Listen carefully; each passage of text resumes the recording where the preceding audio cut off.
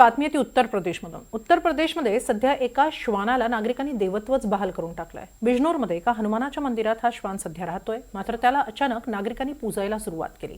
तिथे त्याचं दर्शन घेण्यासाठी गावकऱ्यांनी गर्दी करायला सुरुवात केली आहे। श्वान मात्र एका कोपऱ्यात निद्रिस्त असतो। आता तो खरंच या नागरिकांना आशीर्वाद देतो का? अचानक त्याच्यात असा काय बदल झाला की लोक त्याला अगदी देवाचा श्वान मानू लागलेत, त्याला पूजू लागलेत? हे जाणून घेण्यासाठी जाऊया बिजनोरच्या नंदपूर गावात। श्वानाची हनुमानाला प्रदक्षिणा, श्वानाच्या दर्शनासाठी गावकऱ्यांची रांग, श्वानाची निद्रिस्त मुद्रा। उत्तर प्रदेश राज्यातील बिजनोरमधील नगिना तहसीलमध्ये आहे नंदपूर हे गाव। या गावातील मंदिरातील एक श्वान सध्या अचानक चर्चेत आलाय। चर्चेत यायचं कारण म्हणजे इथल्या गावकऱ्यांना तो देवाचा श्वान असल्याचं वाटतंय, कारण हा श्वान अचानक गावातील एका प्राचीन मंदिरातील मूर्तींना प्रदक्षिणा घालू लागला। मग काय, त्याच्या या कृतीमागे देवाचाच काही संदेश असावा या श्रद्धेनं गावकऱ्यांनी त्याचंच दर्शन घ्यायला सुरुवात केली।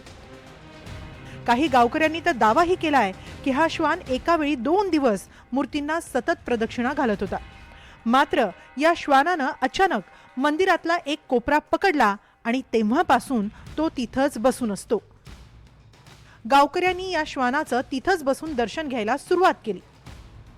अनेकांनी सांगितलं की श्वानानं खाणं पिणं बंद केलंय, तो आता हालचालही करत नाही। गावातील अनेक बायका श्वानासाठी काही बाई घेऊन येत असतात, मात्र तो काहीच खात नाही। गावकरी येतात, काही जण त्याच्या बाजूला बसून राहतात, काही जण त्याच्या पायाही पडतात। या श्वानाचे मूर्तींना प्रदक्षिणा घालतानाचे अनेक व्हिडिओ सध्या सोशल मीडियावर व्हायरल होत आहेत। त्यात तो कधी हनुमानाच्या तर कधी देवीच्या मूर्तीला प्रदक्षिणा घालताना दिसतोय।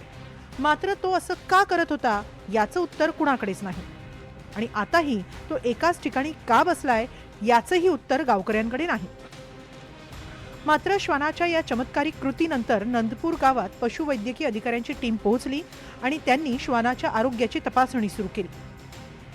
अनेक दिवसांपासून श्वानानं काही खाल्लेलं नसल्यानं तो अत्यंत अशक्त झालाय। त्यानं नेमकं खाणं का सोडलं याची वैद्यकीय तपासणी करण्यासाठी त्याच्या रक्ताचे आणि इतर नमुने घेण्यात आले, ते लॅबमध्ये पाठवण्यात आले।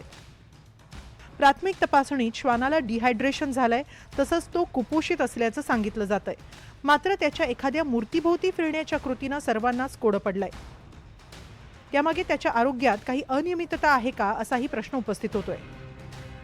पशुवैद्यकीय अधिकाऱ्यांनी श्वानाला तातडीनं ड्रीप लावलं, त्यातून त्याला औषध दिलं आणि लिक्विड देण्यात आलं। शरीरात पाणी आणि पोषण नसल्यानं तो अत्यंत अशक्त झाला होता। मात्र आता त्याला औषधं दिली जात असल्यानं त्याच्या तब्येतीत सुधारणा होण्याची आशा निर्माण झाली आहे। त्याच्या नमुन्यांची योग्य तपासणी झाल्यास त्याला नेमका कोणता आजार झालाय, त्याला एखादा संसर्गजन्य रोग झालाय का याबाबत स्पष्ट माहिती मिळू शकेल।